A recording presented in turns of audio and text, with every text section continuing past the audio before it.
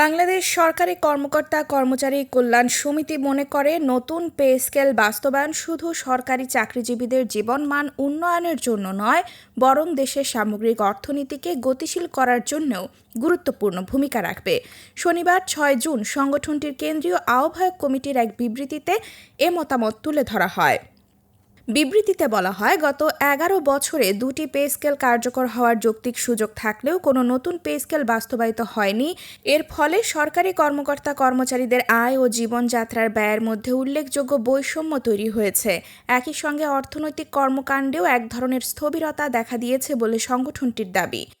সংগঠনটির মতে দেশে প্রায় ২২ লাখ সরকারি কর্মকর্তা কর্মচারী রয়েছেন। নতুন পে স্কেল কার্যকর হলে তাদের এবং তাদের পরিবারের ক্রয় ক্ষমতা বৃদ্ধি পাবে। এতে বাজারে পণ্য ও সেবার চাহিদা বাড়বে, যা উৎপাদন, ব্যবসা বাণিজ্য ও বিনিয়োগকে উৎসাহিত করবে। এর ফলে নতুন কর্মসংস্থানের সুযোগও সৃষ্টি হতে পারে। পে স্কেলের কারণে সরকারের ব্যয় করা অর্থ বিভিন্ন খাতে প্রবাহিত হয়ে অর্থনীতিতে বহুগুণ প্রভাব সৃষ্টি করবে।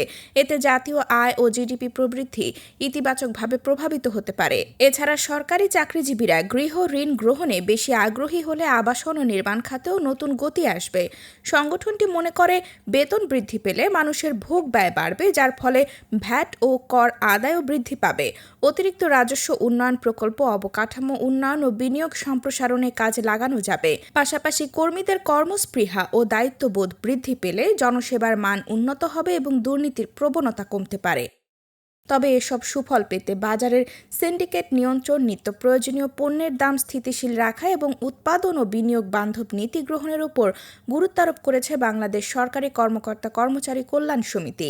সংগঠনটির প্রত্যাশা, নতুন পে স্কেল বাস্তবায়নের মাধ্যমে অর্থনৈতিক প্রবৃদ্ধি, কর্মসংস্থান বৃদ্ধি এবং টেকসই উন্নয়নে ইতিবাচক অগ্রগতি অর্জিত হবে।